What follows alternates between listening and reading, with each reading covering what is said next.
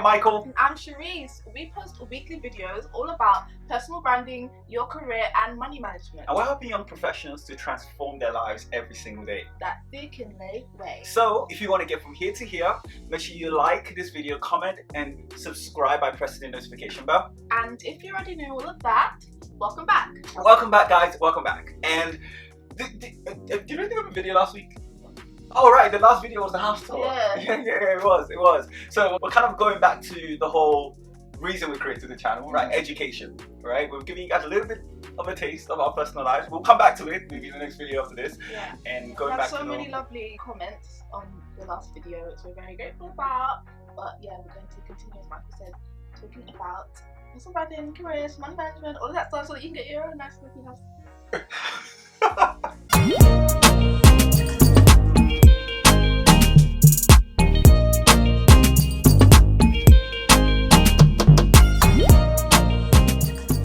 So we hope that you guys enjoy this as much as you enjoy the house tour.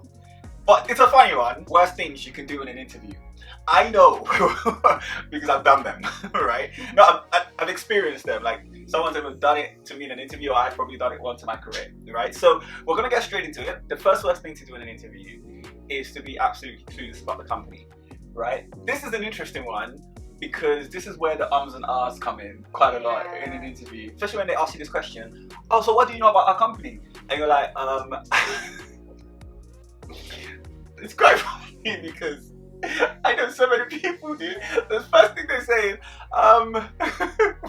and by the way, when someone ever asks you that question, they're not asking you for a history of the company. You found an About Us page. You know what I mean? On Like, the website. oh, your company was founded in like 2005. I used to do that kind of like, it's preparation, no, right? yeah, find out all the history, find out everything, find out things that the person's interviewing won't know, like just to try to impress, all this history. You know what I mean? Like, Yeah. the history is not the important part. The important part is the value that they're adding to their customers. Yeah, the present day thing. Yeah, the value they're adding to their customers, what they actually sell, or what they do as a business. If they're a global business, that's important, right? They're in several different countries. Biggest achievements. The biggest achievements. So, for example, like read their 10K reports. If you don't know what a 10K report is, it's basically an annual report, right? We call it an annual report in the UK. They call it 10K in the US. And in the 10K report, you'll find like things on their revenue, like their revenue growth year on year, the employee growth year on year. Those are the important things. Yeah, because it's basically what that question said is, tell us the good things that you know about us. You know what I mean? Like, show us what you have learned about us without us having to tell you about us. Yeah,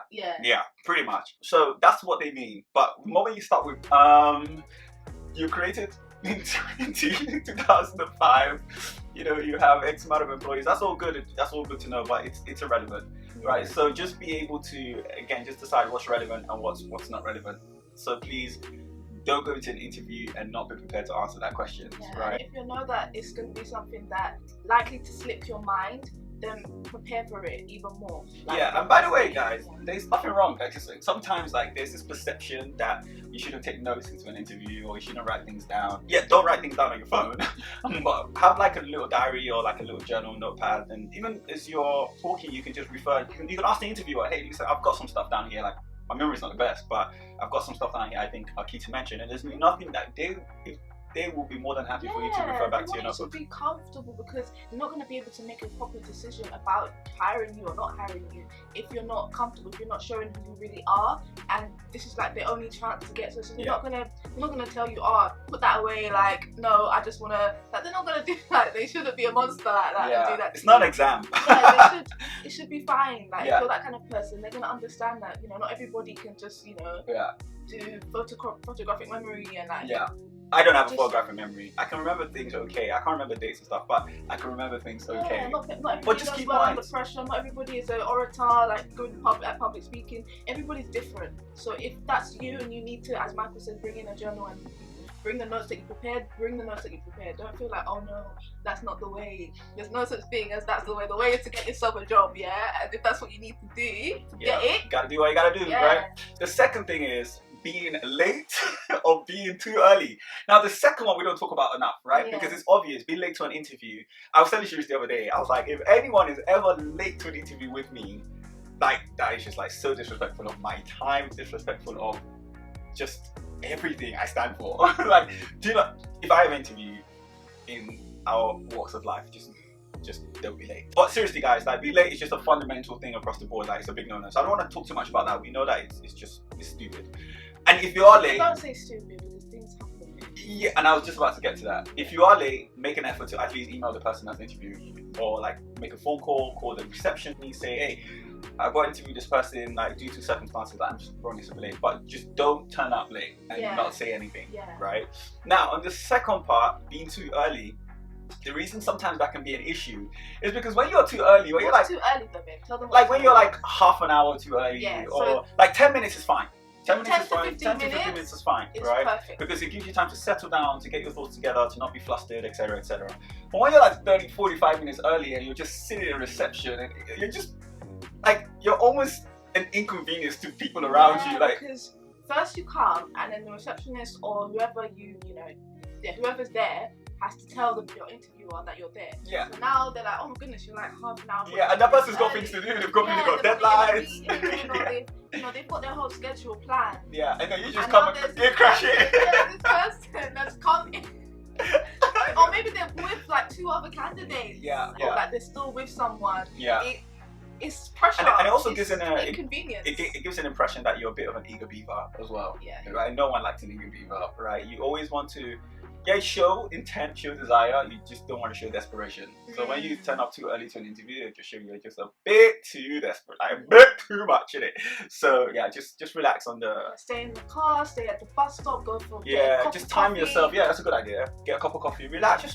15 minutes is fine. Do you get what I mean? But don't be sitting in anyone's office or reception for half an hour. If you really don't trust yourself that you're not going to be on time like me, I don't trust myself. So I would just, pace the building a bit, hang around, stuff like in the vicinity, but don't go into the doors and make yourself known make your presence known there until at 15 minutes. Yeah, a good rule is just 15 minutes, right? You just don't know. Yeah. It might be okay to be 45 minutes early, but then that's never okay. No, but it might be, but in most situations, it's probably not. Yeah, just don't do safe. it. Yeah. Oh, this is literally my biggest pet peeve. Forgetting to ask questions in an interview. Guys, I'm going to teach you something here, right, that you should hold very, very dear to you for the rest of your career and the rest of your life. If you ever go into an interview, presentation with a customer, presentation with a client, whatever, and you don't ask questions, the first thing that shows about you is just lack of interest. Yeah, you just don't care. Just point blank lack of interest. It's like going on a date, right? Imagine going on a date with a girl, if you're a guy, or a guy, if you're a girl, and the opposite person is asking you questions, showing loads of interest, and you're just there, like, it is horrible, right?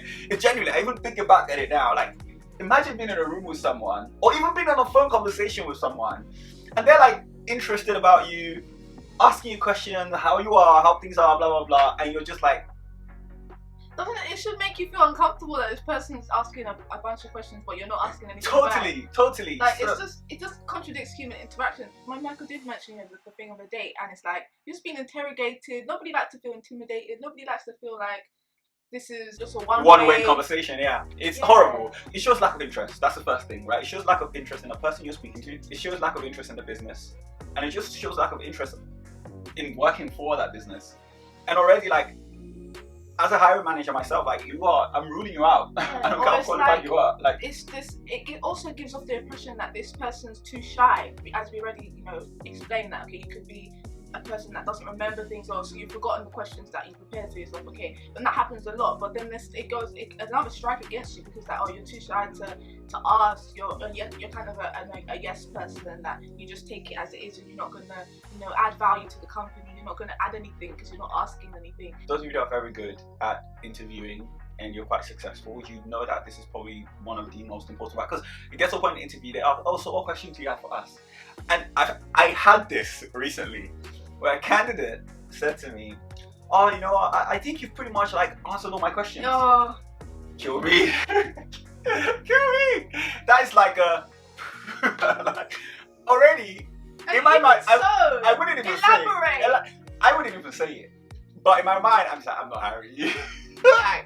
Like you're out of the process, like I'm married. Anyway, and you know what? To be fair, I've done this before. It's happened early on in my career where I went to interviews, and you know, when sometimes you feel like someone's spoken a lot, and that's also like if you're an interviewer or hiring manager and you speak a lot, that's also not good.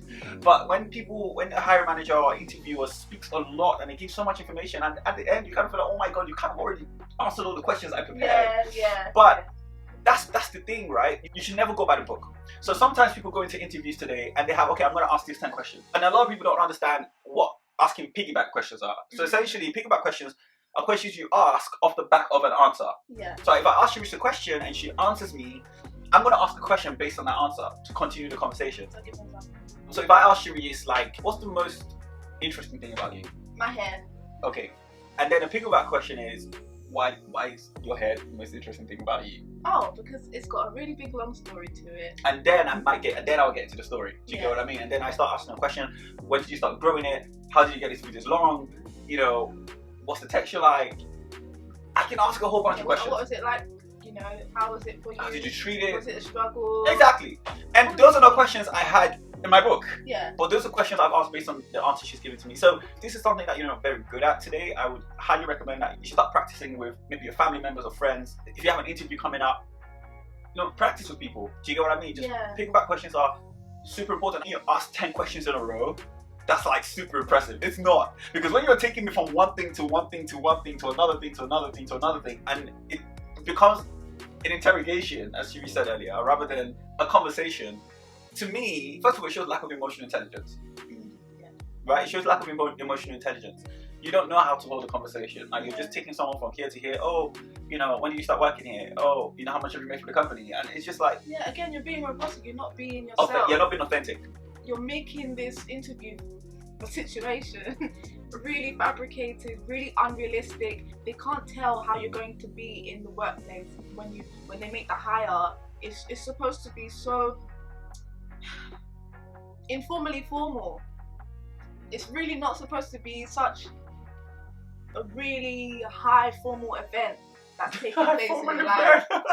It's really not, because otherwise how can they tell, and how can you tell what it's going to be like when you're going into the company? Because that's the number one thing. I think that's the biggest pressure for both the hiring manager and the interviewee.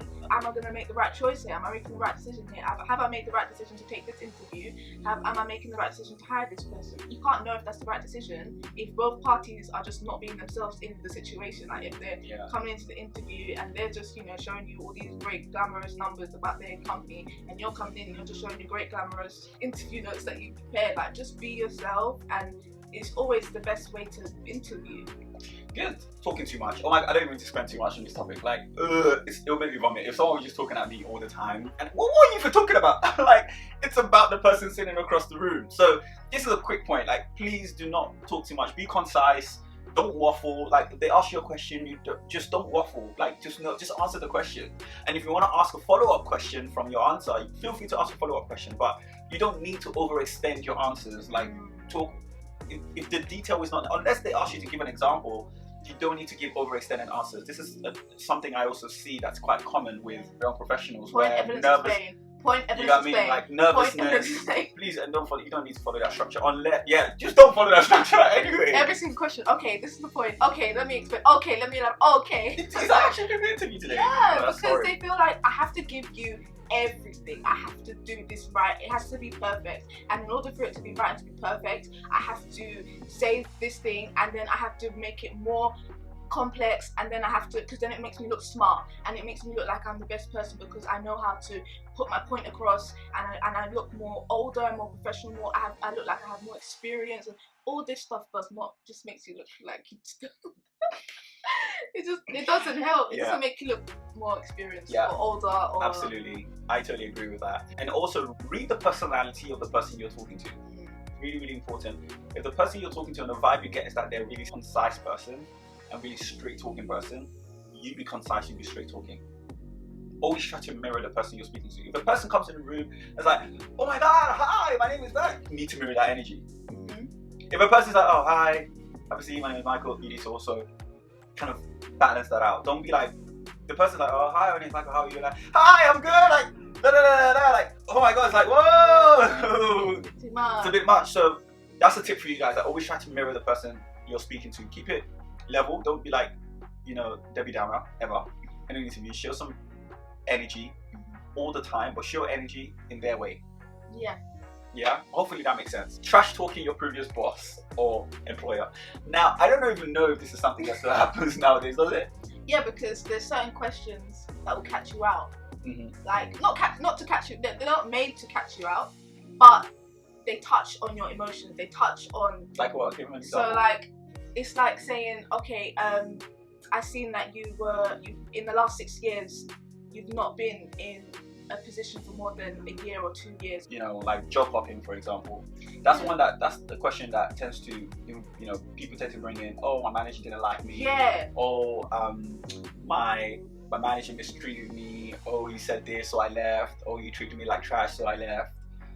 Like, or the company wasn't what they said they were. Yeah, don't do need that. to. Don't do that. As much as, okay, this question seems as though it's posed against you. It's like it's attack. Oh, this doesn't look good. Why is this like this? Like, why is your CV like this? Basically, that's what they're saying. So obviously you feel, as I said, like your emotions are touched. Like you feel like, excuse me, no, like this is the reason why. Yeah. And let me tell you the story, because this manager was this to me and that company lied to me, and so you want to clear your name, but you have to think of it in a tactical way to explain yourself, to explain your situation. And if you follow our Instagram, we'll give you more tips on how to tactfully answer these. Sharissa has really good posts on things like this, so follow the page and you see those there. A bit of a silly one if you do it. Just please don't. I'm saying that in a very nice way. Don't leave your phone on during an interview. Don't, like, if you get phone calls during, it's just super unprofessional. Okay, so let's just leave that there. Just switch your phone off. To be safe, just put it on vibrate. Not even vibrate. Put it on airplane mode or something. Just because the person you want to be talking to wants to have your full attention, right? So imagine your phone's ringing. You're like, oh, let me get that. Let me turn it off. It's like that awkward moment at church where someone's phone goes off and you're just like, just switch your phone off. Like, just be respectful.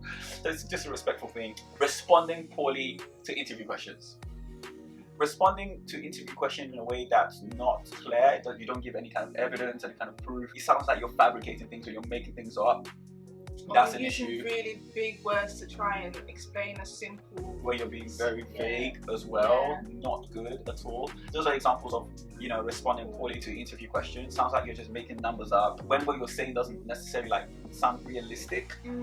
That happens as well, and people agree with you on that. Like when what you're saying doesn't make sense, or when it doesn't sound realistic. Or why you haven't been employed for so long. Yeah, and you don't give a good answer to that, or your answer's not tightened up, and there's like room for doubt. It's not good. Don't do that. To not answer it poorly is all down to the preparation. I mean, we're always telling you to practice, because it's not just going to come natural to you. As a young professional, it's not something that you've done before. Like, it's nothing like school, it's nothing like college, nothing like uni. Like, for every other, walk of your life previously, you've never had to really do this. So don't feel like, oh, you're just going to have to go into it and just be good. No, you have to prepare. You have to think about, okay, these are the kind of questions. Like, just Google it. There's so many different questions, interview questions, or the company. Part of your research is making sure you know how to answer these questions, and you know how to calm and center yourself, not put too much pressure on yourself. It's just an interview. It's not the end of this. Not your whole career. It doesn't define anything really. And once you see it like that, then you're not going to be underperforming in the interview, because you're prepared in what you need to Preparation is key. And how you're going to say it. Yeah, preparation is absolutely key here. And you know that you're right for the job. And those that prepare well tend to perform quite well, right? So preparation is key. Just remember to prepare. Thank you so much for your time. Well, if you enjoyed this video, please like it. And this is a video that you can really give your feedback on this one. We want to hear your interview experiences. We want to hear experiences where the interview just went south or the interview went really well. Share your feedback on the comment section below. Don't forget to subscribe and press the notification bell to get our videos. And yeah. The Career Climbers Collective has officially launched! And we are so excited to get you in. It's housed on LinkedIn, and it's going to be amazing. And you can click the link down below in the description box, and it'll tell you all about it if you want to know more, because I've been going on about it for the past 4 videos. Yeah. We're very excited. Yeah, it's going to be super exciting, guys. It's just the opportunity to be part of a community that's going to help to accelerate your career and accelerate your growth as a professional. So again, my mantra throughout this whole period is do not take things for granted, and don't take networking for granted, don't take learning new things for granted, and don't take the opportunity to understand how to progress your career in the quickest way possible for granted either. So that's my message. Bye guys, see you next time. Bye.